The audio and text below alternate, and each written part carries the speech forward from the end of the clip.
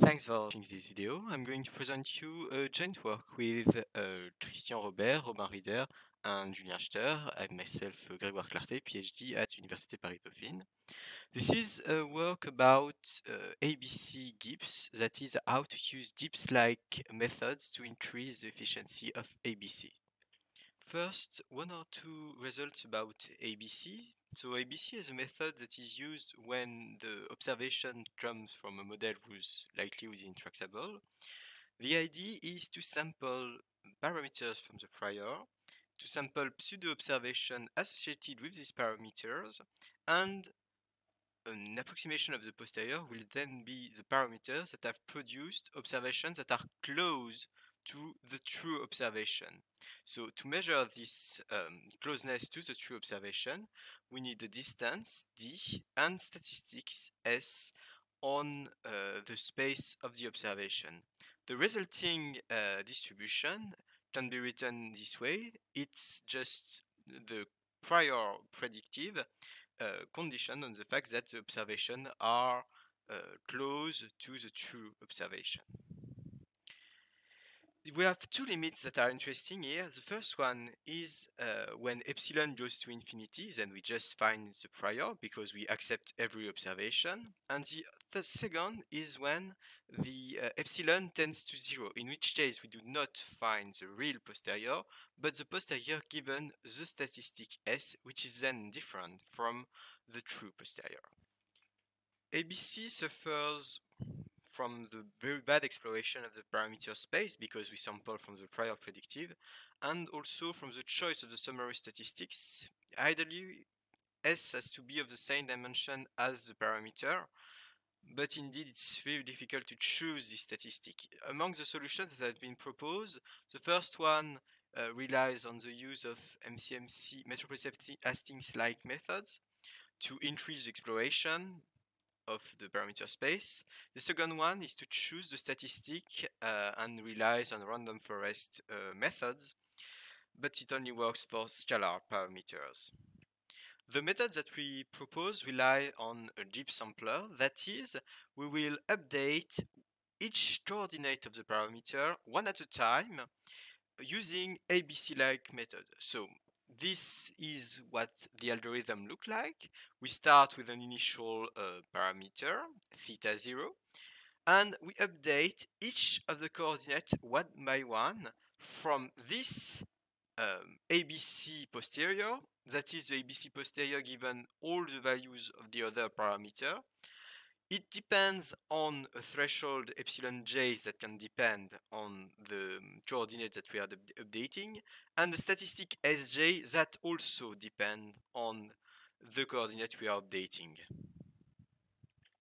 So in practice, if our parameter has only two dimensions, so let's call it theta and alpha for the sake of simplicity, we need to sample from these conditional distributions. That is, we know alpha, the remaining parameters. We have a statistic S theta and true observation X star. The idea is the following. We sample theta 1, theta n from the conditional prior, that is the prior given the value of the other parameter.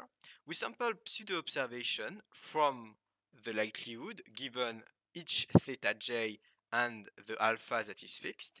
We compute all the distances given the parameter alpha at each time, and we return the theta that has the best distance, because we only need one point. We could have used a while loop to take the first one that is below threshold, but in practice it has not been very conclusive. That is, in fact, as in ABC, we use a quantile of distance instead of epsilon theta fixed. It is unclear whether this algorithm converges or not, because contrary to classical ABC, we cannot show that the true target distribution that we hope was targeted is the indeed limiting distribution of our algorithm, because it's not reversible. So we had to rely on another method, which is a little weaker because we are going to show that it converges to an unknown limit that we will call nu epsilon under some condition that are on the approximate conditional distribution. So this result is just to ensure that our algorithm is contractible in the space of measures, and as it is contractible under this condition, it will converge geometrically to a limit nu epsilon that is still unknown at this point. In practice, checking these assumptions in total variation on the conditional is quite difficult, so we can use a stronger assumption. For example, if the parameters are compactly supported, if the conditional density never vanishes outside of the compact support, if the conditional likelihood are continuous in the parameter, then everything is fine and it will converge. However, the speed is highly suboptimal because we've used a lot of assumptions that are more or less useless. And we can prove more particular results for each of the model to get rid, for example, of some of the conditions on the parameter because of the dependency structures that will appear in some, for example, hierarchical models. As I said before, in the hierarchical case, there can be some simplification both on the theoretical side and in practice. Here we have one hyperparameter alpha that produces parameters mu1, mu_n, each of which produces observation x1, xn. In the algorithm, when we update each mu, we only need to account for the observations that are produced from the mu because it's independent conditionally on alpha from the other observations. And when we update the alpha, we do not need the xi because we only need the information contained in a mu. So that's why this S alpha, we call this a statistic, but it's not really a statistic. It depends only on parameters that are previously computed. So it's a statistic in the sense that it depends only on things that are known at this step of ABC, but it's not really a statistic in the classical term. This hierarchical model can be useful to test this method because, as we know, GIPS is really efficient on hierarchical model because of this conditional independency. So in our example, we take one hyperparameter alpha that is uniform on a compact set so that the assumptions are verified. We take parameters that jump from normal distribution, observations that are also normal, so that we can compute anything with the classical GIPS to compare with the ground truth.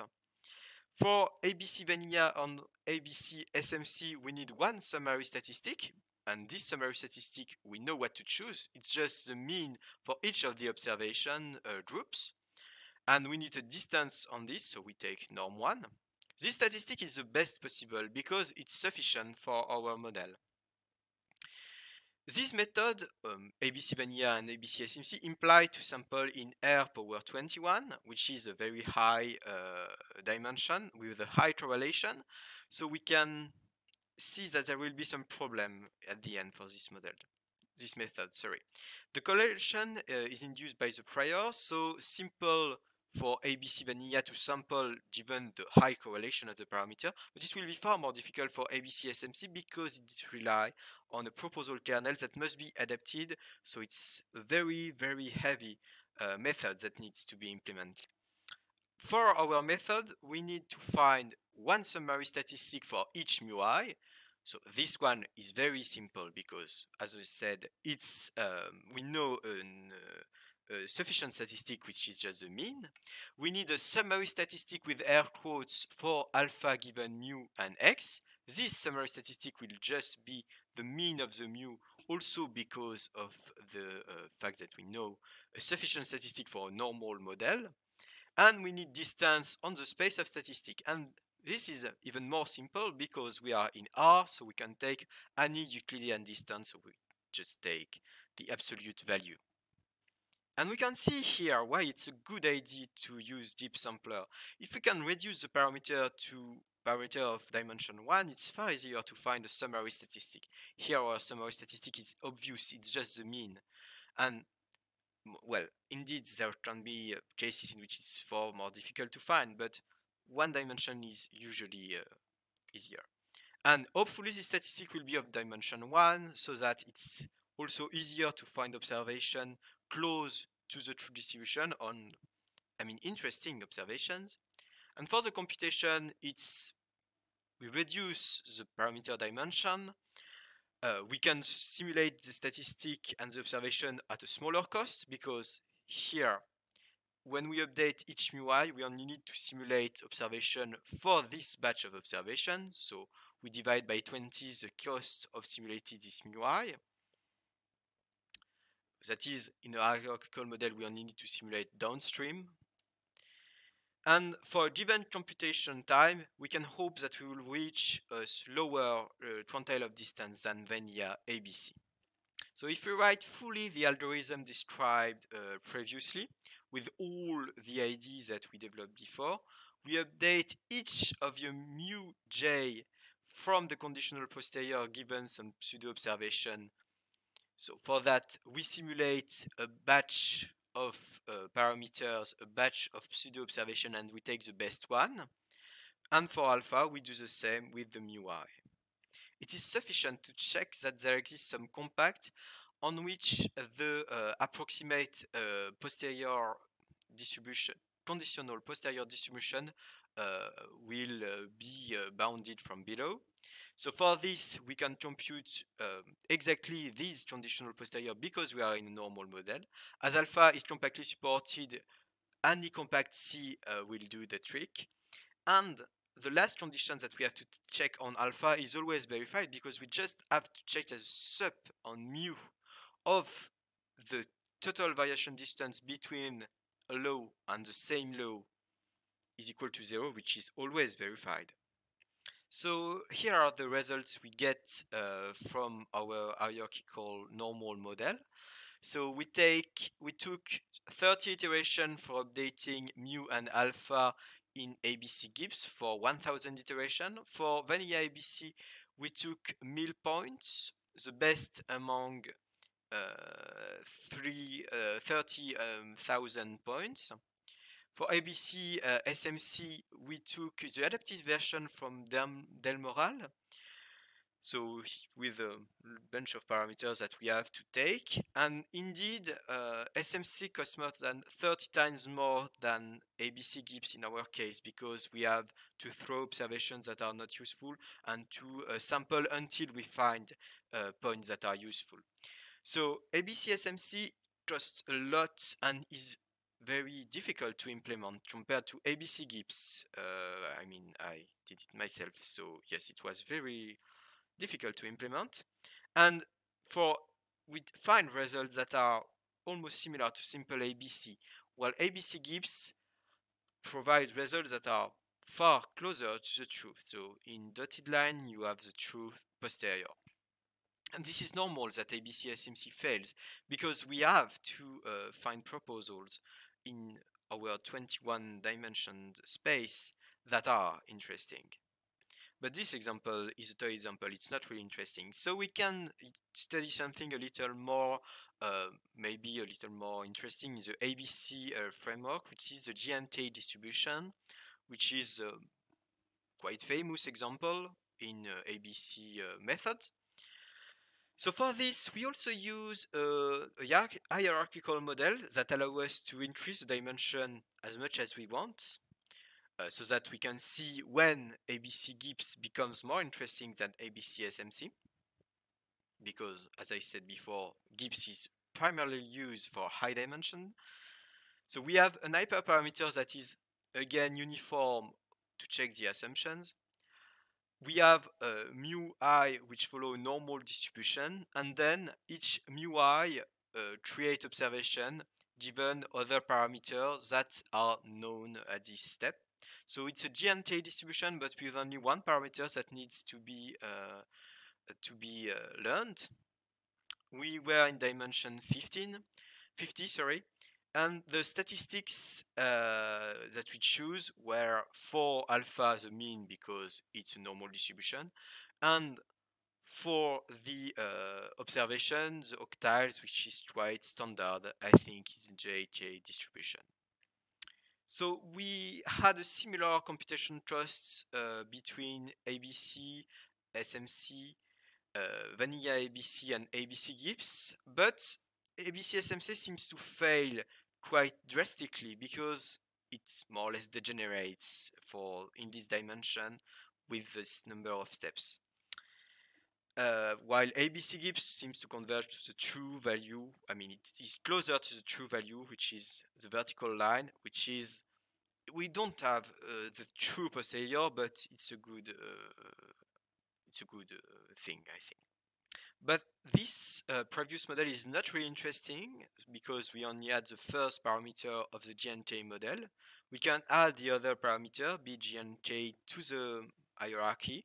So it's not anymore an hierarchical model, but it has still a strong structure. So for the update on BGNK, we use once again the octiles. We have similar computational cost between ABC-Gibbs, ABC-Vanilla, and ABC-SMC.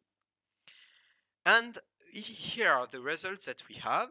So we barely see Vanilla ABC and Vanilla SMC here for the muse because it's fairly flat, while ABC-Gibbs is far more concentrated on the true values. It's also more concentrated for ABC-Gibbs for the other parameter, although it is a little less clear, maybe because of these parameters are more important and produces a lot of observation, so even ABC-SMC can find something that is close to the posterior for them. So I think that the problem of ABC-SMC is that it degenerates in high dimension, and we have to increase a lot the computational cost, which can be quite problematic in fact. For a full dependency model, we propose this example inspired by heat equation. We observe at xjt the temperature on a circle at discrete time and so discrete position, and we want to find these theta j, which are parameters for the dynamic of the heat. So this model is not anymore hierarchical. We cannot expect to reduce the size of the simulation, and because we have to simulate the whole heat equation on the circle all the time. But in Vanilla ABC, the statistic we can use is just identity. We need observation at each point. We don't really know how to transform it into something more useful. And we use distance, the norm 1 distance, because we don't want to take something too difficult. But in ABC-Gibbs, we can do something that is a little more interesting, because when we update theta j, so this one, we only need to look for the temperature around this theta j, because that's where theta j will have the most impact. So as it has a local effect, we can use a local observation for the update of theta j. So it's still a smaller dimension, which is what we were hoping for. And indeed, we have results that are a little more concentrated for ABC-Gibbs compared to simple ABC, and concentrated around the true values. So the prior was uniform, so that's why there is this flat line. And we can see that simple ABC tends to return more or less the prior, maybe a little truncate. Until now, I've not talked about the nature of the limiting distribution. If we checked in practice that the limiting distribution is interesting, we've not shown that the limiting distribution is valid in the sense that it really is something that it has a sense in the Bayesian point of view. However, we managed to prove this result in the hierarchical case in dimension 2. If each of the conditional converge to this pi 0, which is just some conditional, then nu epsilon, the limiting distribution, will converge to nu 0 being the law whose conditional are given by pi 0. So it means that as our threshold converges to 0, we can hope that our algorithm will also converge to a limit in this threshold. And you can see why it was interesting to see the limit of ABC in the case epsilon tends to 0. Because as epsilon tends to 0, the limit of your conditional will be this conditional and not the true conditional. this is a conditional that has nothing to do with what we hope is a posterior. And the same for the other conditional. And these two conditionals together define our mu0. But these can be incompatible. So this is a problem because we have an algorithm that converge for any epsilon to some limit, and if epsilon tends to 0, it does not converge to something that maybe it can converge to something that is not even a distribution. But in the case where S alpha is sufficient, that is, for example, in our hierarchical case for GNK, where it was normal distribution, and if epsilon alpha tends to 0, then the limiting distribution of our algorithm and vanilla ABC are the same, which is quite satisfactory. Among the open questions that remains, the first one is just about what I said before, that is the incompatible case. I wish we could say something more about this case, especially because we don't know when it happens and if it's problematic, even though in practice we have not managed to find such an example, except, so in the paper there is an example in which we show a dramatic failure of ABC Gibbs in the case where it cannot explore the whole space.